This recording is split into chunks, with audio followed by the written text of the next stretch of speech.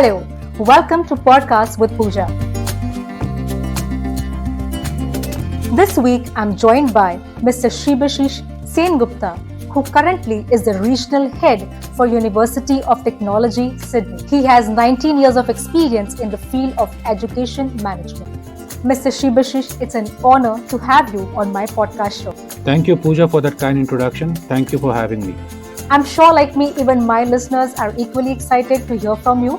So without further ado, let's get started. Mr. Shibashis, the 21st century classroom recognizes that tomorrow's jobs don't exist yet, and that the way to prepare students for the real workforce or the real world is to provide them with the right skills. So what, according to you, are the 21st century skills that every student needs to become a generation of world changers, and how is UTS supporting this through its courses? Thanks a lot, Pooja, for that question. It's a very relevant question that you're asking today. What, according to me or to the educators, are the 21st century skills that students need to become generation of world changers? Now, these are very big words, but the most important thing that every student needs to keep in mind that education is something that they need to have for themselves for creating a global impact in whichever field that they are working. That necessarily means that they should be sensitized to certain aspects of being an educated individual and what the responsibilities are towards the society. Okay. Now, we as UTS Sydney, we are a public research university, and our vision is to be a leading public university of technology recognized for its global impact. So what we believe is that skills obviously can be imparted, and I'm going to talk about the skills that your question is about, but there are certain things that one needs to understand which is attributed to an element called attitude. Okay. In times to come and in the worlds that we live in today, people say it's a VUCA world. VUCA means volatile, uncertain, complex and ambiguous. So we don't know what's going to happen tomorrow. Okay. So constant retooling in terms of learning is an important aspect of being a global leader for any individual today. Thus, in order to be a world changer, you have to have the right attitude which can build when they get, which can be built when students get out of their comfort zone.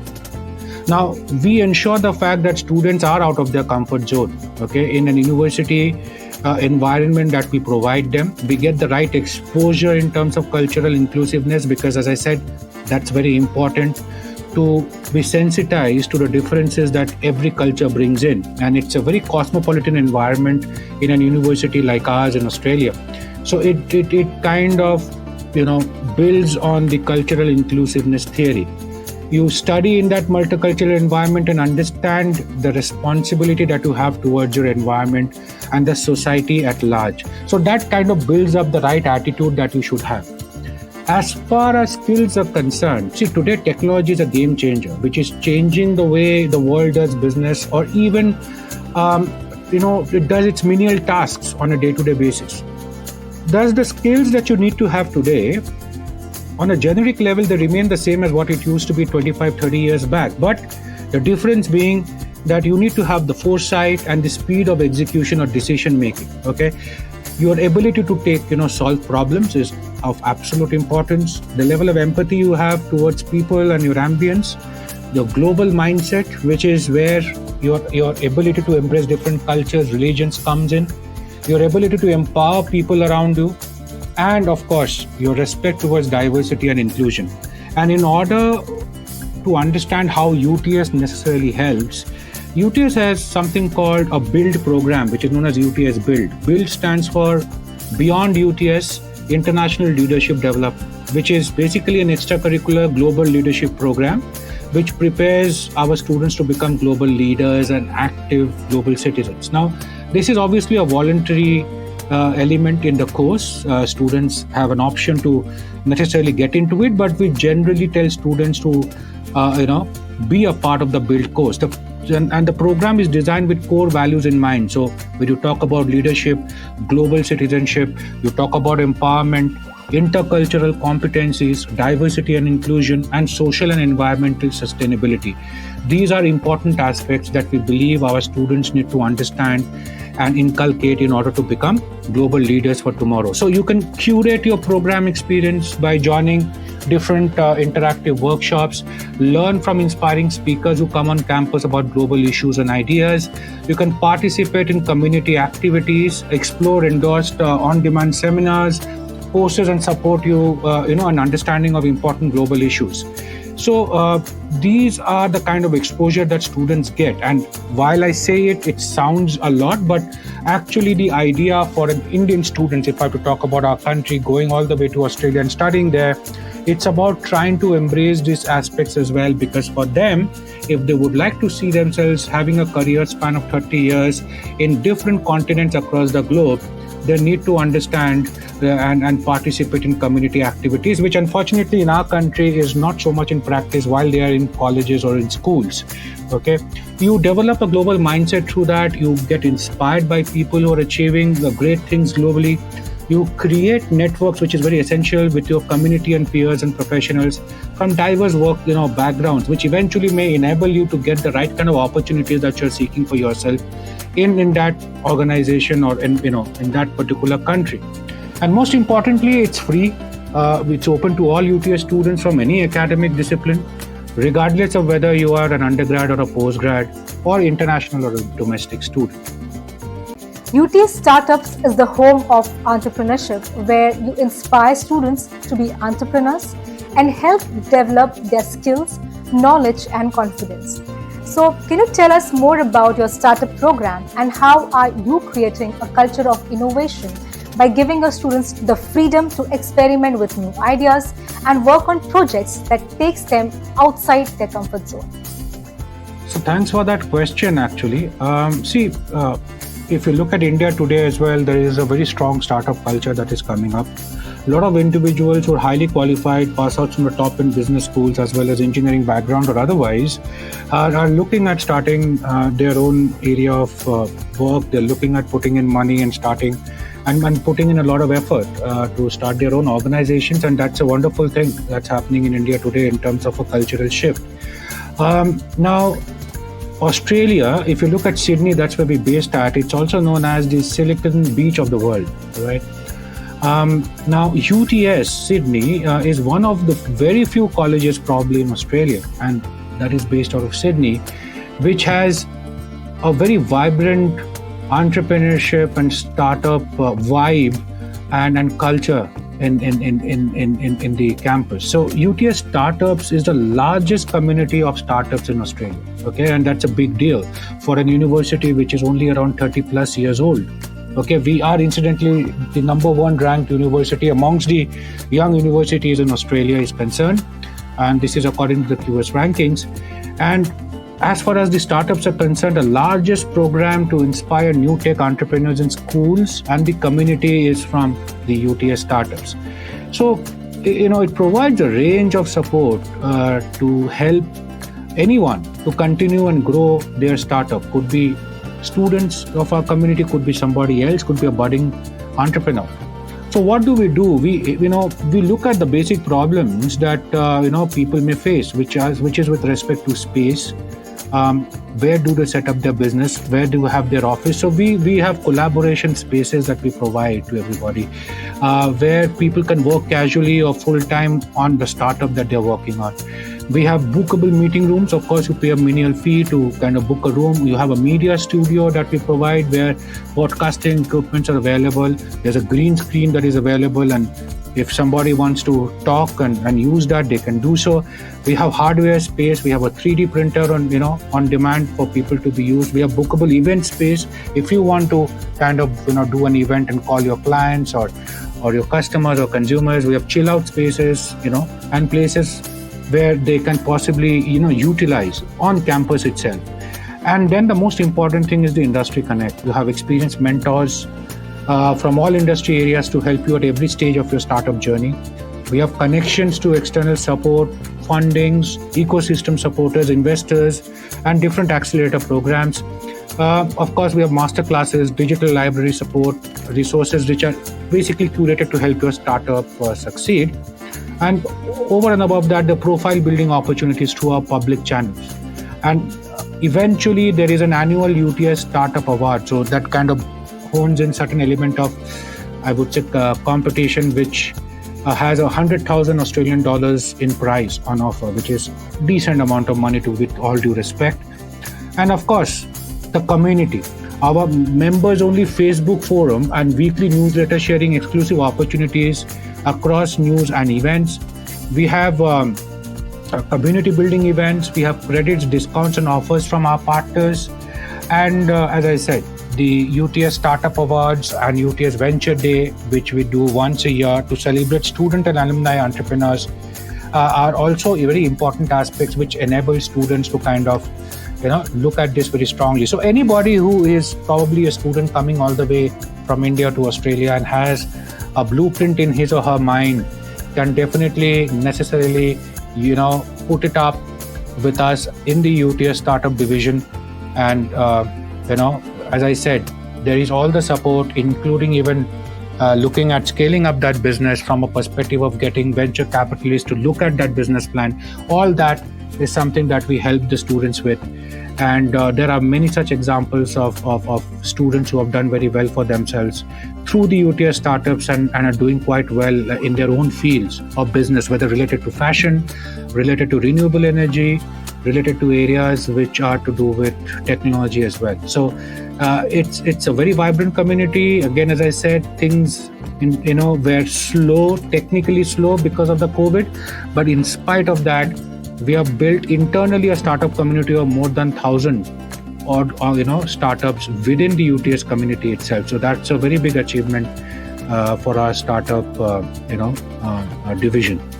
So I think anybody who has an entrepreneurship entrepreneurial bent of mind definitely should look at UTS and UTS startup in the longer run to ensure that they can evaluate the markets and see how I would say viable their ideas are. It's a great place to make mistakes and still learn before you actually go out in the market with your ideas. And the most important thing, as I said, is community building and the connections that you develop in that particular market, specifically in Australia and overseas as well. So it's a brilliant opportunity for students. UTS offers some exciting short courses. So can you tell us more about your short courses that help students develop the skills they need to succeed in their chosen field? All right, so that's again an important question. See, it's important to understand that there is a large community in India which doesn't have the resources to go abroad and study, from a financial standpoint, and many other things might influence that. So there are absolute top organizations or institutions across the globe, UTS being one of the top 100 in the world today, according to the QS rankings, that offer such short courses which could be very helpful for students. It can act upon the icing on the cake in terms of the learning process. Now, in India, what we have seen, many students are more inclined towards STEM courses which are related to science, technology, engineering, stuff like that. However, UTS has many other disciplines, and there are multitudes of courses under each discipline, both at an undergrad, which could be relevant for an undergrad as well as a postgrad student. So short courses are both online and on campus. Now, there's a student who's probably already on campus and probably has time during the academic tenure that he is already listed for. He can always look at doing a 7-day program or a fortnight program on campus on a specific area of expertise that he wants to build on, right? Courses are in the field of analytics and data science. They're in the field of architecture. When you talk about architecture, you have to also look at design thinking. You have to look at areas which are related to the commercial aspect of project management and property assessment, etc. You have very interesting courses there. You have courses in business, which are related to professional accounting, which are related to areas of investment banking, which are related to areas in the field of commodities market, areas related to branding, advertising, implementation of ERP, development of AI, and these are all courses which are in the range of 30,000 Indian rupees to 1,50,000 Indian rupees, and they range from 15 days to 30 days. Whether you want to do it on campus, if you want to do it online, then the course fees is even lesser, and it's stretched across a period of 3 to 6 months. You have courses even in the field of design and innovation, whether it's in the field of data science, education and engineering. You have areas in the field of health, whether it's related to elements in the form of physiotherapy, psychology, psychotherapy, many of these areas, mental health as well as law and science. Science is a very, very huge area. It encompasses elements related to physics, chemistry, maths, industry research. So if you go to our website and look at the short courses that we are offered, you probably would find more than 180, 90 courses that are offered, and there are different batch start dates in case you want to do it on campus or online. And I would definitely recommend students who probably are looking at employability, generally, graduating in the final year, etc., should definitely be curious enough to look at these options and see if there's anything that they need which could help them to get the kind of job that they want from campus or otherwise. So it's particularly something that is definitely built for them. And as I said, even for students who are on campus, during their 6-month semester, there are times when they have lesser study load. If they want, they can always do these short courses, which doesn't necessarily take more than 2 to 3 hours on a regular basis. UTS is known for developing global mindset and leadership skills, which you do through various on-campus, online, and overseas opportunities. So can you tell us about UTS's global programs and scholarships? All right. So, we have different kinds of scholarships. Those are scholarships based on the academic performance of the students. Students are looking at the undergrad courses from India can get anything in the range of 25 to 20% scholarship based on their 12 board examination scores. It is expected that if you're looking at a top tier university like UTS, you're looking at anything around 80% or more as far as your CBSE or IB or IGCSE scores are concerned. There are of course scholarships available differently for IB schools, which is the International Booker Rate schools, but generally you would get around 25% scholarship if you have more than 80% or so. Less than that, you're going to get around 20% scholarship on the entire tuition fees. At a postgrad level, again, it's on your graduation scores. You get around 30% scholarship.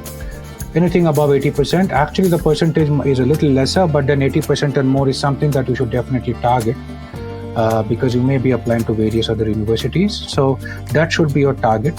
You get around 30% scholarship there. Anything less than 80%, chances are you might get around 20% scholarship. And there is obviously the Vice Chancellor Scholarship, which is eventually a 100% scholarship that a student can get.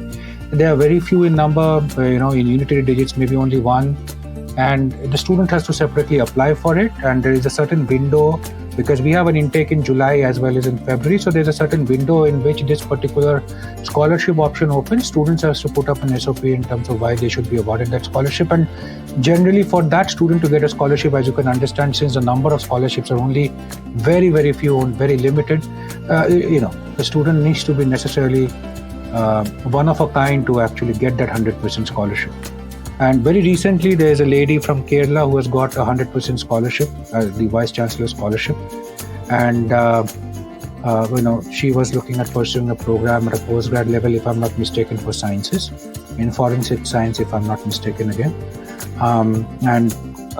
General percentages that if you look about this, look for the students are in the high 90s.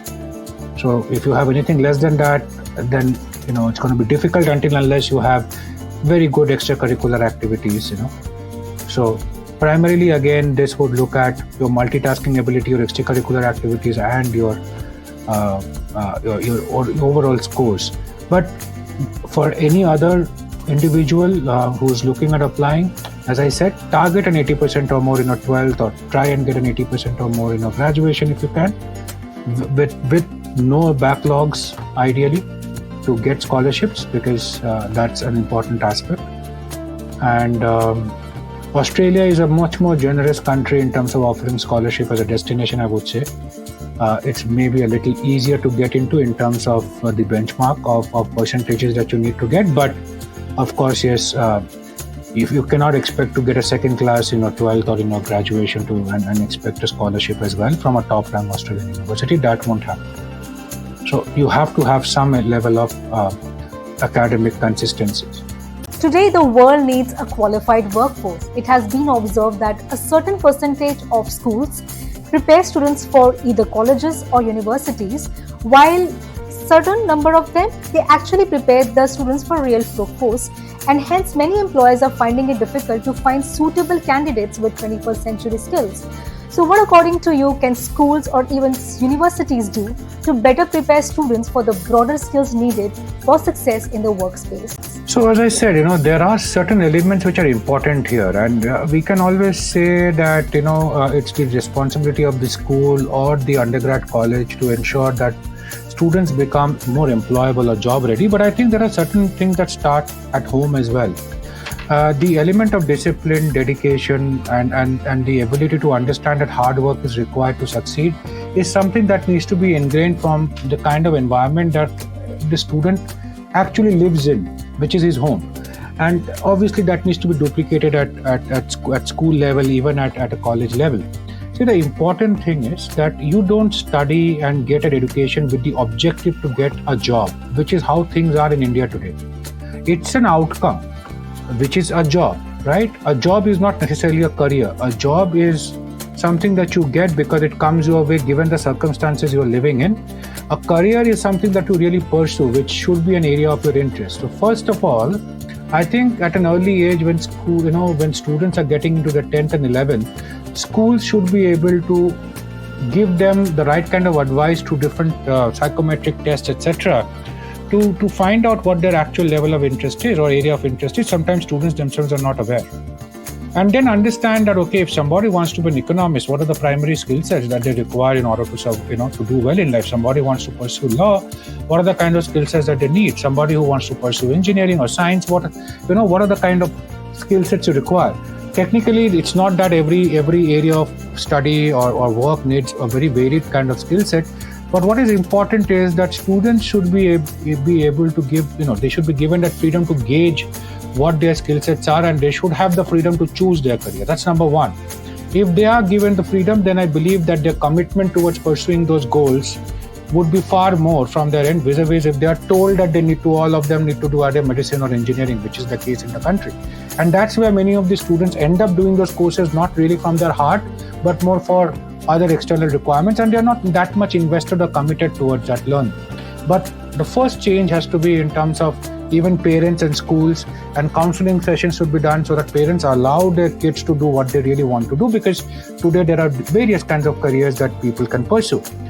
However, in terms of building up a certain ecosystem where students are given that element of importance, or they're given an opportunity to build those skill sets, I would believe that while they are getting into high school and while they're even doing college, they should be into project-based learning. Project-based learning means that students develop the skills to work independently or in a collaborative fashion, which means to understand the importance of teamwork. Because that's an important aspect when you're working in an organization today. You have to come up with an essential question that does not have an easily found or specific answer, and which engages students in a sustained inquiry. So that's something that a project-based learning does. So it will help them to develop that critical thinking, that level of creativity and problem-solving skills, and would probably also enhance their learning potential for, in their own learning path. So that's something which is very important. The other important thing today is that you cannot necessarily say that, okay, somebody wants to study psychology and thus, should stay away from technology. Technology today is there everywhere. So schools in the country are, slowly offering courses in AI, but that's not something that everybody is doing, because it's a very vast and diverse country that we have. We all know that 40% of jobs in the future will be replaced by artificial intelligence. Thus, it's very important that schools and other institutions should be aware of the fact that if that's the prediction, then they need to necessarily get that element of AI in their learning ecosystem, which will benefit students and make them understand about artificial intelligence and discuss the ethics surrounding that issue, because there's a lot of discussion regarding that same today. Finally, there are a couple of more important things. One is that your place-based learning, where you are, in which part of the country you are. So anytime, anywhere learning that leverages the power of place and not just the power of technology, which essentially means what? That you should be able to understand the culture of the place that you are at. You should be able to network with important people in your locality, whether they're educators, influencers, entrepreneurs, which the school or the college that they go to should be giving that kind of platform for students to understand. Schools should collaborate with local experts in business community as well as community centers and other organizations to give their students maybe an opportunity to apply that content. And finally, I would say that it's important that students should develop skills for the future in coursework primarily related to the STEM curriculum. You should get the opportunities, or schools should provide these opportunities to explore new technologies that can lead students to discover their own level of personal interest and experience in a more meaningful learning environment. Students can then possibly figure out what they may be interested in, as I was mentioning in the beginning, become more curious towards learning, engage in hands-on learning, problem solving and troubleshooting. So I think overall 4 primary things, have a applied-based, project-based learning ecosystem, understand that artificial intelligence is the thing of the future which you need to bring into your ecosystem, give respect to the place that you're learning, make them network with the right kind of people in that place so that they get a cultural awareness of the place that they are at and the understanding of business.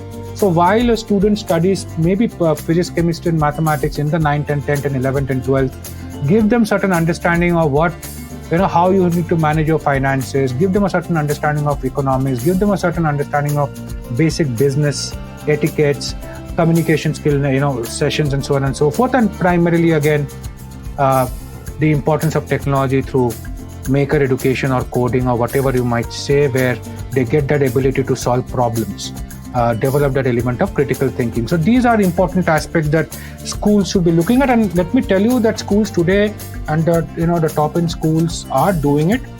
But again, it's not something which is there across the board in a town or a tier 2 city in any school. And that's when you have 50 or 60 students all cramped up in a classroom. It becomes difficult as well. But overall, if an ecosystem has to be built, I believe that these are the elements that schools need to look at inculcating in their system. And most importantly, even the parent should be aware that what the school is trying to achieve. Sometimes the parent feels, why am I doing this? Why am I even paying 50 rupees for something of that sort? So the parent should be made aware about the fact in terms of how it helps them. So again, parent counseling is also a very important step here. What are some of the immersion programs that UTS offers to help students bridge the industry-academia gap? Okay, there are plenty such programs, maybe more than 240 such programs that's on the website. So it's again, in itself is a mountain to climb per se, but let me tell you that in order to ensure, immersion programs could be a 6-month course, could be a 3-month course, all right? But beyond the immersion programs, because sometimes students, many of them who come from a country like India, they as you know, in Australia, they get around 48 hours of work permit, they can work for 48 hours every fortnight. So their primary, area of interest is to do the classes and then start working to make some money so that they can actually survive and sustain their basic requirements there in the city.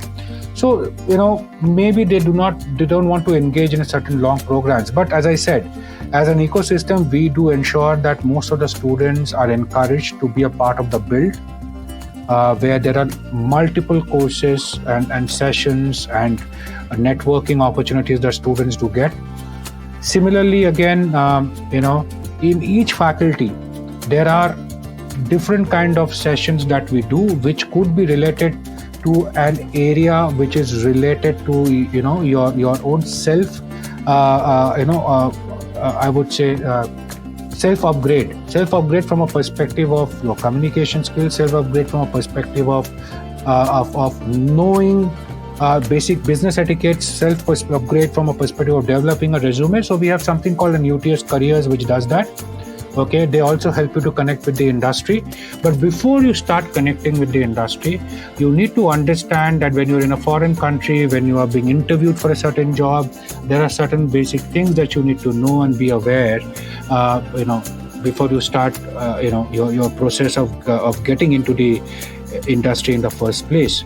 So the primary academia gap, industry academia gap that you would see would be in the field of communication, specifically for Indian students who go. While we know that yes, there's an IELTS that you take, so communication comes in from a lack of self-confidence in the ability to speak in the English language. So that's the reason why there are enough number of courses that we provide to the students to to help them improve their communication skills. And second most important aspect is in terms of knowing what is the kind of industry trends that is there in the field that they're studying in. And that's the reason why there are programs that we have designed to make them understand about the industry trends beyond their classroom learning, so that they can be a part of it. There are industry mentors who are assigned to students who are interested to be a part of that, where they get that kind of learning with their mentor for a period of 3 to 4 months in the third and fourth semester. That helps them to build a certain perspective and understand that, okay, what are the things that they need to do. For example, a 6-month semester may have some lead time, idle time, and at that time we encourage students to do internships or projects which may not be necessarily a part of their curriculum, right? And students who are interested, who are well connected with the faculty and with the build community and the careers community, get those kind of opportunities, right? So that definitely helps them to bridge the industry academia gap per se. Otherwise, if you look at it, there are multiple exchange programs that the institute has. As I said, there are more than 240 such courses, where if a student wants to understand, a certain particular culture, a certain geography, a certain industry, they can definitely, explore those areas. And you would know that we're a public research university, so we are also heavily funded by many such organizations in each area of work or study that our students are pursuing, whether they're related to education, IT, whether they're related to architecture, related to build, related to design, So that's something which definitely helps our students to get that first-hand advantage, to connect with the industry if they want to from the very outset, even from the first term. Those opportunities are there. The only thing is that you should be, first of all, aware, and secondly, you should have the right intent to work that much harder than your usual classroom hours to build on your skill sets. If you are interested, then as I said, we have multiple ways in which we can help you to kind of bridge that industry academic gap. Thank you so much, Mr. Shibashis, for giving us your valuable time and sharing your thoughts with me and my listeners. Thank you, Pooja. And to my viewers, please show some love and support by sharing your thoughts and feedback in the comment section.